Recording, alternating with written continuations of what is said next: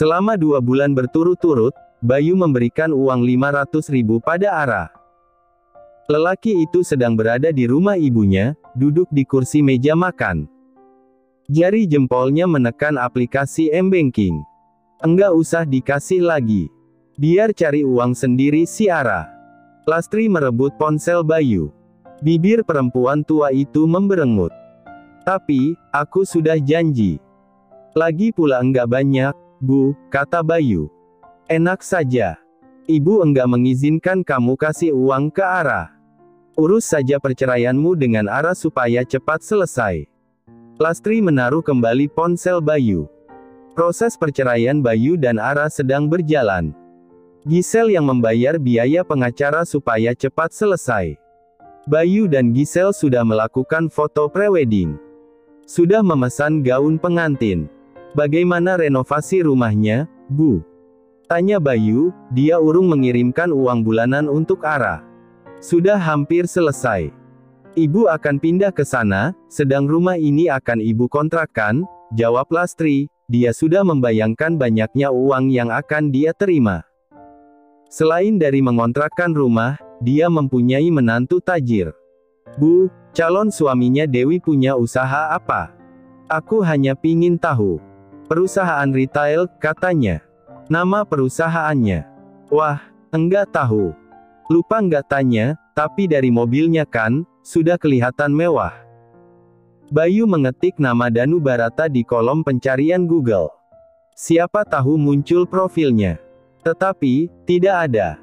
Bayu berpikiran, mungkin orang tua Danu yang kaya. Bisa jadi seperti itu. Ibu, sudah pernah ke rumah Danu? Selidik Bayu. Sudah. Rumahnya bagus sekali. Kok, kamu mencurigai Danu? Tanya Lastri. Ibunya, ayahnya, sangat baik. Kapan-kapan aku ingin mengundang orang tua Danu makan siang atau malam di restoran, papar Bayu. Nanti ibu sampaikan ke Danu. Aku tunggu. Bayu lantas berangkat kerja. Lelaki itu tidak lagi mengendarai motor matic, melainkan mobil sedan pemberian Gisel. Pada siang harinya, Lastri dan Dewi dijemput Danu. Mereka ke rumah milik Bayu yang pernah ditinggali Ara. Danu, Bayu ingin mengundang ayah ibumu makan siang, kata Lastri. Kebetulan ayah dan ibu sedang keluar negeri, Bu. Nanti kalau sudah pulang, akan aku sampaikan, sahut Danu yang sedang menyetir. Sayang, setelah menikah aku tinggal di rumahmu, ya. Rajuk Dewi. Untuk sementara di rumahmu saja, aku bosan tinggal di rumah besar. Danu menepikan mobil, karena ponselnya berdering. Saat menerima panggilan telepon, wajah lelaki agak panik. Iya, Pak. Saya akan segera ke sana. Danu menatap Dewi. Maaf, Dewi. Ada urusan mendadak. Kalian naik taksi saja, ya. Haduh, gimana, sih? Dewi malah melipat kedua tangannya. Antar kami dulu. Enggak bisa, Dewi. Danu turun dari kendaraan. Membuka pintu mobil, melepaskan sabuk pengaman Dewi. Turun. Maaf, Bu Lastri. Aku ada urusan mengenai hidup dan mati pekerjaanku. Ayo, Dewi. Turun, ajak Lastri. Sebagai calon istri kamu harus peka dengan pekerjaan suami. Dewi pun turun dari mobil dengan wajah muram. Dia menghentakkan kedua kakinya seperti anak kecil. Ara kos di kamar kecil, setiap hari dia masih membuat rempeyek kacang. Kadang menjadi buruh setrika dari tetangganya. Ara terpetekur menatap layar ponselnya. Menghela napas berat. Mulai bulan ini, aku enggak mengirim uang. Pesan dari Bayu. Jari jempol Ara sudah siap mengetik balasan. Tetapi, dia urung melakukannya. Ara tidak ingin mengemis dan memohon. Tidak akan mengharapkan apapun dari Bayu. Tidak akan. Ara meraih kain gendongan. Dia akan menitipkan rempeyek di 2 warung makan. Perempuan berusia 27 tahun itu berjalan menyusuri jalan sambil menggendong Zora, kedua tangannya menjinjing 2 kantong plastik. Mbak Ara, maaf. Saya enggak mau dititipi peyek lagi, kata pemilik warung makan yang bernama Busum. Kenapa, Bu? Ara mengusap peluh di dahinya. Karena Mbak Ara, perempuan enggak benar. Enggak benar gimana, Bu? Mbak Ara kalau malam hari jadi kupu-kupu malam. Ada yang lihat, Mbak Ara sering pulang malam, papar Bu Sum. Itu enggak benar, Bu, sangga Ara. Saya enggak terima barang titipan dari perempuan yang menjual diri. Silakan pergi, Mbak. Siapa yang tega menyebar gosip tidak benar? Di warung satunya, Ara juga mendapatkan penolakan. Perempuan itu pulang dengan wajah lesu. Pekerjaan apa yang harus dilakukan? Kok, dibawa pulang lagi peyeknya, Ara? Tanya Bu Nima, yang tinggal tepat di samping kamar kos Ara. Ara kemudian menceritakan apa yang terjadi, mengenai gosip bahwa dirinya perempuan panggilan. Aku sudah dengar seminggu yang lalu. Tapi, enggak percaya. Lawong tiap hari kamu di rumah terus, ucap Bu Nima. Ketika melepas kain gendongan, lalu mendudukkan Zora di atas tikar, Ara merasakan tubuh putrinya hangat. Ibu mau peyeknya. Ambil saja, Bu. Mending dijual di tempat yang jauh dari sini, Ara. Yang enggak kenal sama kamu, saran Bu Nima. 2 hari demam Zora tidak turun walaupun sudah diberikan obat penurun panas. Pukul 8 malam, ditemani Bu Nima. Ara membawa putrinya ke UGD rumah sakit. Dokter menyarankan rawat inap, karena selain suhu panas tinggi, Zora juga muntah. Membutuhkan pemeriksaan yang lebih intens. Saat mendaftar untuk proses rawat inap, petugas loket pendaftaran mengatakan BPJS milik Zora tidak bisa digunakan karena menunggak setahun. Ara terkejut, mengira Bayu masih membayar iuran asuransi tersebut. Terpaksa Ara mendaftar sebagai pasien umum. Memilih kelas 3. Ara yang sedikit panik, gugup, dan lelah duduk di samping ranjang. Bu Nima mencoba menghibur Ara. 1 jam kemudian, Zora dipindahkan ke kamar rawat inap. Bu Nima, aku harus ke rumah suamiku. Calon mantan suami lebih tepatnya. Aku harus memberitahu anaknya sakit. Bisa. Pergilah, Ara. Aku enggak akan lama, Bu. Ara sudah mencoba menghubungi Bayu, tetapi lelaki itu tidak mengangkat telepon darinya. Juga mengabaikan pesan. Ara tahu, Bayu tinggal di rumah ibunya.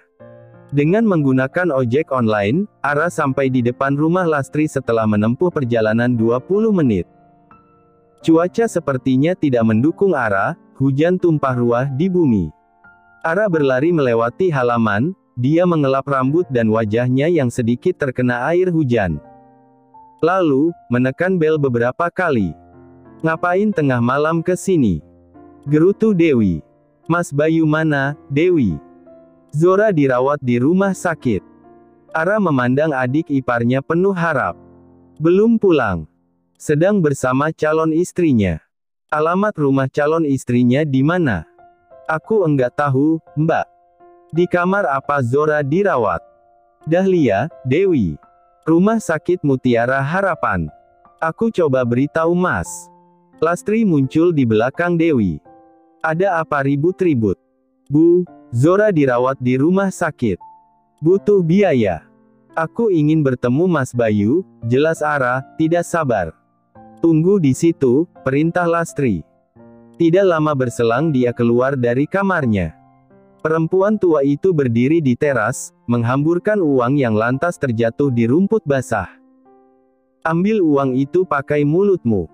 Kamu minta uang untuk Zora, kan? Kedua tangan Ara terkepal kuat. Napasnya memburu karena ledakan amarah. Zora cucumu, Bu Lastri yang terhormat. Teriak Ara. Bukan, aku tidak menganggap Zora sebagai cucuku. Dewi, ayo masuk. Lastri menarik lengan Dewi, pintu dibanting dengan kasar. Ara memandang uang yang tercecer di rumput basah. Dia berdiri cukup lama, sebelum akhirnya meninggalkan teras rumah Lastri. Ara tidak mengambil uang tersebut. Ara tidak langsung ke kamar rawat inap. Dia membeli 4 roti isi pisang dan teh panas di warung yang buka 24 jam, yang berada di seberang rumah sakit. Lalu, dengan langkah gontai Ara menyusuri lorong rumah sakit yang sepi. Pikirannya terbelah, hatinya tersayat nyeri. Dia juga menyesali diri, membawa Zora keliling menjajakan dagangannya. Sampai di kamar rawat yang dihuni 4 pasien lain. Ara menatap Zora yang tidur, tangan kecilnya terpasang infus. "Bu Nima, maaf, aku agak lama," ucap Ara setengah berbisik karena tidak ingin mengganggu pasien lain. "Bagaimana?" tanya Bu Nima. "Aku enggak ketemu Mas Bayu. Ponselnya pun enggak aktif." Ara menahan tangisnya. "Kalau berkenan, izinkan saya membantu." Ara menoleh. Seorang perempuan parubaya yang masih sangat cantik, berdiri di ujung ranjang. "Tadi aku cerita sama Bu Otiza, kalau kamu kesulitan mencari biaya rumah sakit," jelas Bu Nima. "Ayahnya Zora sulit dihubungi juga." "Maaf, ya, Ara. Aku lancang." Perempuan bernama Otiza itu menaruh amplop di atas ranjang. "Pakai saja dulu. Cucuku juga sakit. Dirawat di kamar sebelah. Aku tahu bagaimana rasanya berada di posisimu. Karena dulu aku pernah mengalaminya." Ara bimbang menerima bantuan dari orang asing. "Akan saya simpan, siapa tahu ayahnya Zora akan datang sebelum Zora pulang dari rumah sakit," ujarnya. Kedua mata coklat Ara memandang amplop berisi uang. Beralih pada Otiza, wajah perempuan itu begitu teduh. Semoga saja Otiza memang malaikat penolong. "Mas Bayu, Zora dirawat di rumah sakit. Butuh biaya." Giselle menghapus pesan tersebut. Perempuan itu mencium Bayu, membuat Bayu terbangun. "Jam berapa ini?" Bayu meregangkan kedua tangannya. "6 pagi, sayang," bisik Giselle. Bayu mendorong tubuh Giselle. Dia harus segera mandi dan sarapan. "Kenapa buru-buru, Bey?" "Aku ingin lagi," rajuk Giselle, yang langsung duduk di atas tubuh Bayu. "Aku harus ngantor. 10 menit saja. Tidak akan membuatmu terlambat." Giselle mengedipkan mata kanannya. "Giselle, aku tidak bisa." "Kalau libur, tidak masalah, kamu mau nambah 2 kali, tolak Bayu, dia harus menghemat energi karena seharian akan bekerja." Giselle memberengut. Dia turun dari pembaringan, mengenakan kimono baju tidur. Dia menyiapkan sarapan untuk Bayu. Banyak lelaki yang antre ingin bersama Giselle, tetapi dia memilih Bayu, lelaki yang sudah beristri. Lebih menantang. Bayu juga ganteng, mampu memuaskan kebutuhan batin Giselle. Dibesarkan di keluarga kaya raya, membentuk sosok Giselle yang egois. Karena kedua orang tuanya terlalu memanjakan perempuan itu. "Setelah menikah, aku pastikan karirmu melejit. Karena papa juga menyukaimu," kata Giselle, menaruh secangkir kopi hitam di meja. "Untuk memuluskan jalanmu, kamu harus bisa mengambil hati Rendra." "Rendra siapa?" "Demi Tuhan, kamu tidak tahu pemilik perusahaan Ardawangsa." Giselle mendesis jengkel. "Oh, maaf, aku lupa namanya." "Karena belum pernah bertemu langsung dengan pimpinan," sahut Bayu, duduk di kursi meja makan. Sarapan di apartemen mewah, ditemani perempuan cantik nan seksi, bergelimang uang adalah impian Bayu. Pagi itu, dia merasa mimpinya sudah terwujud. "Aku pikir ayahmu yang punya perusahaan." Bayu meraih cangkir kopi. "Dua sepupuku yang memegang kendali, aku tidak begitu peduli. Karena mereka selalu melimpahi kami dengan uang dan fasilitas," imbu Giselle, duduk di kursi lain, dia makan salad sayur. "Kamu kenyang hanya sarapan sayur?" tanya Bayu. "Demi tubuh yang sehat dan indah." Begitu banyak perbedaan antara Bayu dan Giselle. Tetapi, Bayu tidak keberatan jika dia harus ikut sarapan salad sayur. Walaupun perutnya menginginkan nasi uduk. "Pak Rendra, Pak Bayu sudah ada di sini." Sekretaris Rendra bernama Cynthia berdiri di dekat pintu. "Suruh dia masuk," perintah Rendra tanpa mengangkat wajahnya dari berkas. Rendra tidak berminat bertemu Bayu. Tetapi, dia berubah pikiran. "Selamat siang, Pak Rendra." Sudah berapa lama berhubungan dengan Giselle? Rendra memainkan pulpen di jarinya, berputar bagai baling-baling. Sekitar 2 bulan lebih, Pak. Istrimu. Kami sedang menjalani proses perceraian. Rendra menegakkan punggung, kedua telapak tangannya bertemu di tengah. Pandangannya menusuk. Apa benar istrimu selingkuh dan menjual diri? Apa kau tidak bisa mencukupi kebutuhan hidupnya sehingga dia berbuat demikian? Saya selalu mencukupi istri saya, Pak. Tidak kekurangan apapun. Ara mengenakan pakaian tidak layak karena ingin menuduh saya sebagai suami yang tidak baik. Anak yang dilahirkan pun, bukan darah daging saya, jelas Bayu, dengan mimik muka dibuat memelas. Bayu. Ya, Pak. Kalau kamu berpikiran bisa naik jabatan dengan menikahi Giselle, kamu salah. Kamu mungkin bisa menikmati sedikit uangku, tetapi tidak mudah masuk ke dalam keluargaku, tandas Rendra, bibirnya tersenyum miring. Hanya itu yang ingin aku katakan, silakan keluar. Iya, Pak. Saya mengerti. Bayu keluar ruangan. Rendra melihat ambisi di balik wajah ramah Bayu. Rendra tidak menyukai lelaki pilihan Giselle. Zora didiagnosis demam berdarah. Ara yang tidak punya keluarga hanya bisa mengandalkan bantuan tetangganya, Bu Nima. Ara mencoba menghubungi Bayu, tetapi selalu diabaikan. Saat mendatangi kantor Bayu, Ara dihadang oleh satpam dan tidak diperkenankan masuk. Saya istrinya, Pak. Putrinya sekarang dirawat di rumah sakit. Saya tidak akan membuat onar, ucap Ara, mengiba. Tidak bisa. Perintah dari Bu Giselle, Anda tidak diperbolehkan masuk. Silakan pergi. Kalau begitu, sampaikan pada Pak Bayu. Zora putrinya sakit. Terima kasih. Ara meninggalkan pintu lobi gedung perusahaan. Benar-benar keterlaluan. Rasanya Ara ingin berteriak. Dia berjalan menuju halte bus terdekat. Ara duduk di kursi bagian belakang. Perempuan itu makan lahap arem-arem dan 1 telur rebus. Setiap pagi, Bu Nima akan datang membawakan makanan. Kebaikan perempuan tua itu akan diingat Ara. Selesai makan, Ara mengintip amplop coklat berisi uang yang dipinjamkan Bu Otiza. Terpaksa dia akan menggunakan uang tersebut. Karena kemungkinan, besok Zora sudah diizinkan pulang. Ara harus membayar biaya rumah sakit selama seminggu. Bagaimana Ara? Tanya Bu Nima. Tidak berhasil ketemu, Bu. Petugas keamanan sudah diperintahkan supaya menghalangi aku. Ara mengembuskan napas berat. Kalau begitu pakai dulu uang dari Bu Otiza. Kamu bisa mengangsur setiap bulan. Ini kartu nama beliau. Bu Nima memberikan kartu nama. Ara kemudian keluar rawat inap, dia berdiri di koridor sakit seraya menelepon Otiza. Halo, Bu Otiza. Saya Aranina. Halo, Ara. Ada apa? Saya meminta keringanan. Mengembalikan uang ibu secara mengangsur setiap bulan. Oh, itu jangan kamu pikirkan. Pakai saja. Aku banyak pekerjaan. Sudah dulu ya. Baik. Terima kasih, Bu. Ara bisa bernapas lega. Dia akan bekerja sekuat tenaga untuk mengembalikan uang yang dia pinjam. Ketika akan kembali melangkah masuk ke kamar rawat, Ara melihat di seberang taman, 2 orang lelaki yang sepertinya tidak asing.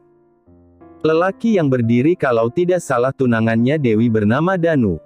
Sedangkan yang duduk di kursi taman sedang bicara di ponsel.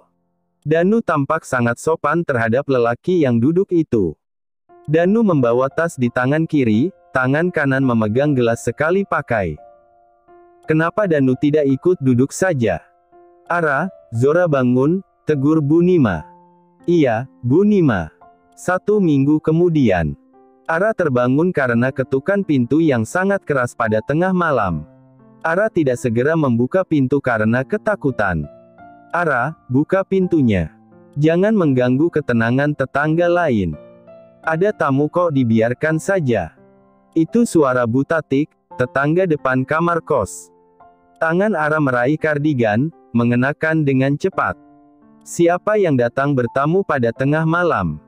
Di luar kamar, ada 3 lelaki bertubuh besar. Menyeringai pada Ara. "Ada apa, Pak?" tanya Ara.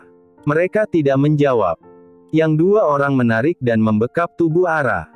Sedangkan lelaki yang satunya, menggendong bayi Zora.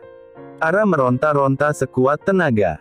Mata perempuan itu tampak sangat ketakutan. Kaki dan tangannya diikat. Mulutnya diplester. Mobil van hitam membawa Ara ke rumah besar dengan pagar tinggi. Perempuan itu dibawa ke ruangan yang cukup mewah. "Buka plester mulutnya," perintah seorang perempuan yang berdiri di sudut ruangan, membelakangi Ara.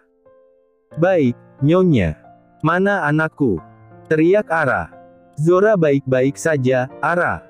Perempuan itu membalikkan tubuhnya, membuat Ara terperangah. "Kau akan bekerja untukku, Ara. Sampai utang-utangmu lunas." "Bu Otiza. Sebenarnya kamu sudah tidak muda lagi. Tetapi, kecantikanmu tidak tertandingi," ucap Otiza. "Bukankah kita sudah sepakat tentang utang? Itu membutuhkan waktu lama, Ara. Keuntungan bunganya juga sedikit. Kamu akan bekerja untukku." Otiza menyalakan rokok. "Kerja apa?" "Kupu-kupu malam, Ara." "Indah, kan?" Otiza menyembur asap rokok. "Aku tidak mau," jerit Ara. "Menurut atau anakmu akan mati," ancam Otiza. Perempuan itu kemudian menyuruh para bodyguard keluar. Lalu, Otiza memerintah salah satu pegawainya Sarah supaya melucuti pakaian Ara. Ara hanya bisa menangis ketika satu persatu pakaiannya dilucuti secara paksa. Dia kemudian disuruh berdiri di tengah ruangan tanpa sehelai benang. Harga dirinya berserakan. "Tubuhnya indah, Nyonya. Putih bersih." Sarah menarik lengan Ara yang menutupi kedua dada. Pai asteris darahnya sempurna. "Dia bisa menjadi komoditi kekas VIP, Nyonya." Otiza memperhatikan tubuh Ara. Senyum lebar terulas. Dia meraih pakaian bersih di meja. Memberikan pada Ara. "Dewi tidak bohong mengenai keindahan di balik wajah kusut dan pakaian lusuh," kata Sarah. Ara yang sedang mengenakan pakaian, terkejut mendengar nama Dewi. "Bu Otiza, tolong lepaskan aku." "Aku mohon," ucap Ara. "Tidak bisa. Kamu berutang 100 juta, Ara. Cara mengembalikan adalah dengan cara melayani laki-laki." Otiza melesakkan putung rokok di asbak. 100 juta. Aku hanya berutang 10 juta. Ara menarik kerah jubah tidur yang dikenakan Otiza. "Aku lepaskan. Tetapi, anakmu tidak akan kembali," ucap Otiza. "Aku tidak main-main, Ara." Perlahan, Ara melepaskan cengkeraman. Dia marah, dia terbakar hebat. Dewi telah membuat jebakan untuk dirinya. Apa yang bisa Ara lakukan kecuali menyerah? Dia rela tercabik demi Zora.